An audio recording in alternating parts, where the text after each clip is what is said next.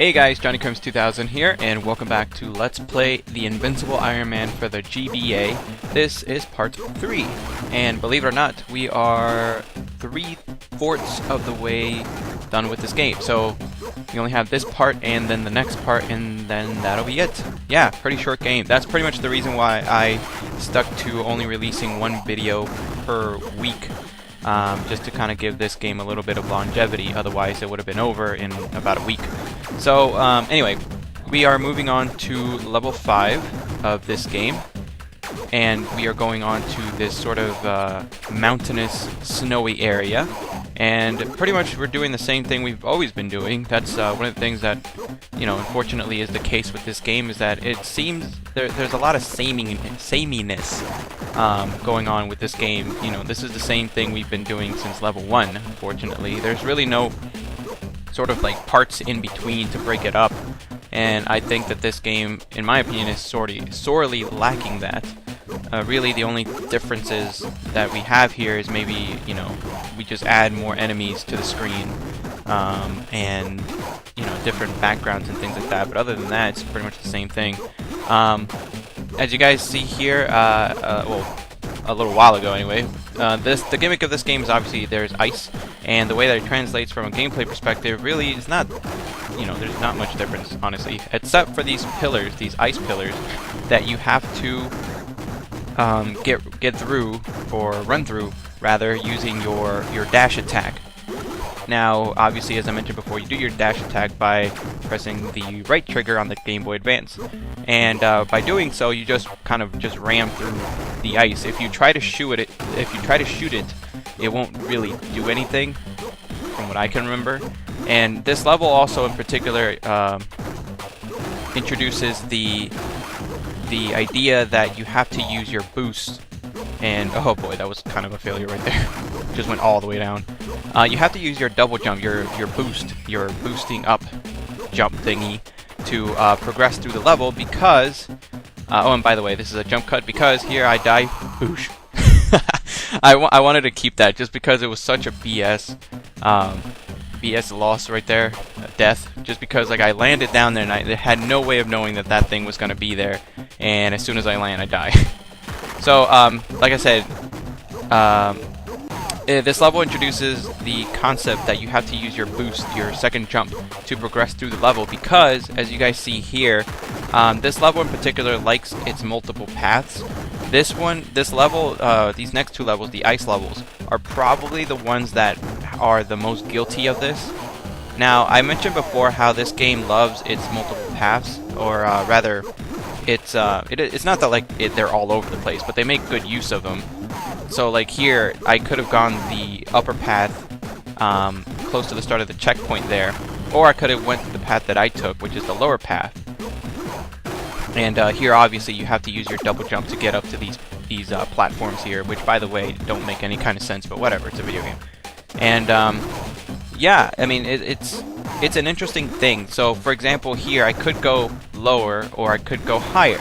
Now, obviously, there are different things that you can find. I think down there's like a comic book or one of the things for the gallery, I think. But obviously, I'm not collecting them, so it doesn't really matter to me. So right there, as you guys can see, there is a lower path that I could have taken, but I chose to go the upper path. I don't know why, just wanted to. Really no preference here. Again, you can go low or you can go high. Now, the thing about it is that they really all go to the same place, so there's no big difference, but it's just preference, really.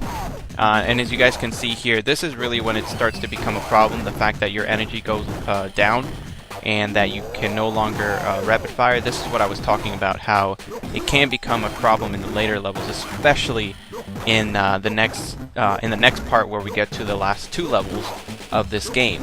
So right now, my energy level at the top of the screen there is almost at absolute 0. Now that doesn't mean that I cannot shoot, as you guys can see there.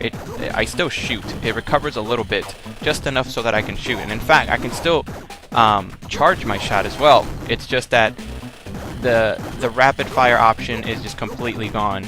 I do not have the option to rapid fire anymore, and yeah, that sucks, especially when we get to the next parts where enemies just completely bombard you. Like, you guys have no idea.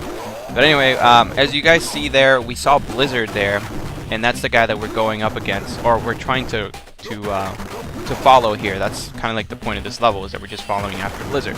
Blizzard is one of Iron Man's enemies. He's from his rogue gallery, if you will. Not really all that well known. In fact, this is the only game that he's really been in so far.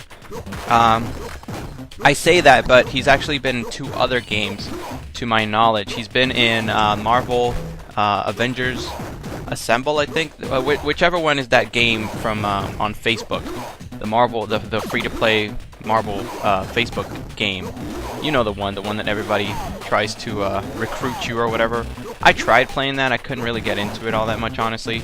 I do want to try to get into those games because they seem like pretty cool games, like little fun on the side kind of thing, but I can never get into them. I'm more of an action game kind of guy, but I do know that he's in that one, and he's also in Marvel Heroes, I think, which is another free-to-play game for like on for Windows and Mac.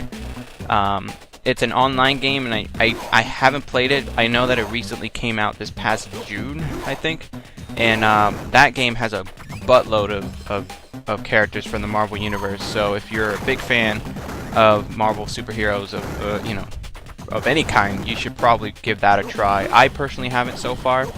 Having said that, I'll probably give it a try. Maybe, I don't know, later today, maybe tomorrow. I don't know. I want to give it a try just to see how it's like, just so that I can have more to say about it. But honestly, those type of games just don't. They're okay. I do have one for the phone, for my Android phone. I'm not an Apple guy, sorry.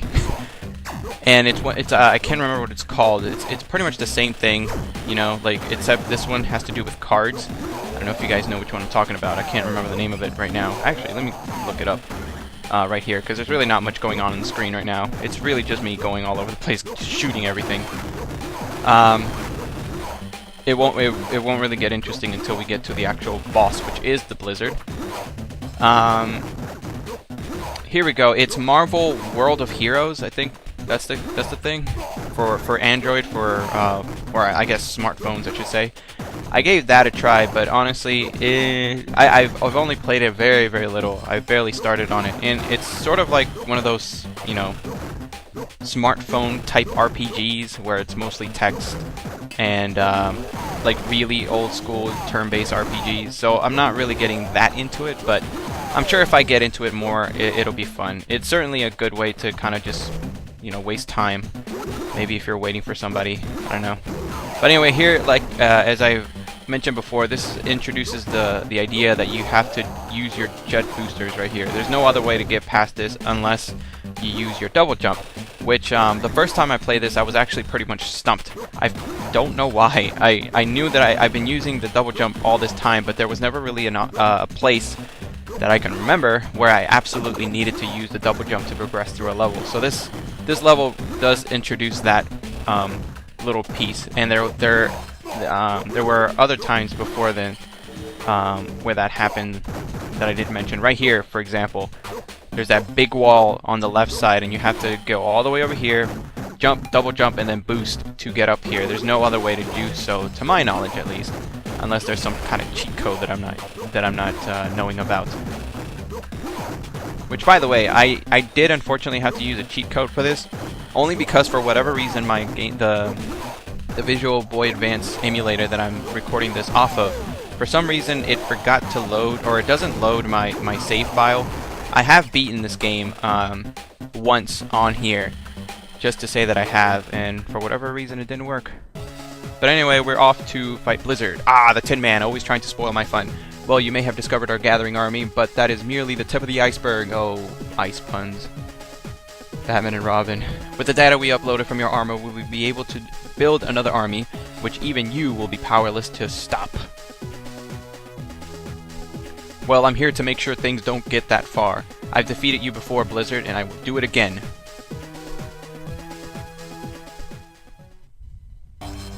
Alright, so now we get into only the second boss battle of this entire game. We're going up against the Blizzard, and the Blizzard actually can be a bit of a pain, only if you don't know what you're doing. Now, the Blizzard is going to be going all around you. He can ignore pretty much, you know, basic, I guess basic video game logic. He can go through everything, even the floor. So that's sort of annoying because if he's somewhere that you cannot shoot, then you cannot hurt him. Now the point of this boss battle, the way that you beat him is that there is this little pod here. You see right there off to the left, and as you guys saw from his life bar there, you beat him by obviously shooting him, but every now and then he'll create this sort of like ice barrier around him, and the only way that you can destroy that is with a fully charged up shot. Now every time that he so right there, I have to shoot the barrier first with a charge up shot to take it down, and then after that you can just shoot him. I prefer using a charge up shot just to get it over with. After a while he'll stop, go to this little pod thing, and what you have to do is you have to destroy this pod thing, because that's actually what's recuperating his health. If you leave him there, if you don't do absolutely anything to that pod, he will regain all his life, and then you will go nowhere. So I prefer to stay up here close to the pod, so every time he goes back to it, I'm just right there, right next to him. Once you destroy the pod, it'll be game over, just like this. Anyway, oh crap, failed. Anyway, the next time he does it. Now the only annoying thing about that is that when he is in his pod, he creates a bunch of little icicles that go all over the place and try to hit you. It's not that hard, honestly. The hardest part is just trying to figure out what to do the first time you face him. After that, it just becomes a joke. But after you destroy the pod, he automatically dies. Look at him limp there, and Iron Man's just chilling and posing. You know, somebody's dead in front of him. Yeah, cool action pose. It looks like you led me right to the back door, Blizzard. Gotta love the cheekiness. Time to find the mastermind behind this and ensure the stolen data is never used.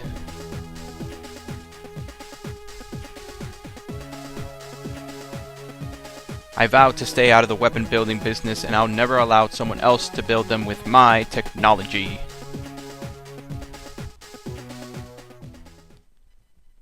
Alright, so that's it for part 3, guys. I will see you in part 4 of Let's Play the Invincible Iron Man for the GBA, the last and final part. This has been JohnnyComes2000, and I will see you guys later. As always, if you liked this video, be sure to hit that like button and subscribe to my channel if you want to get more stuff from me. In the meantime, if you like my videos, be sure to find me on Twitter, Tumblr, Raptr, and Screwattack.com to see the other gaming-related content that I upload. Info is in the description. Who knows? Maybe you'll like my stuff. Maybe. Maybe.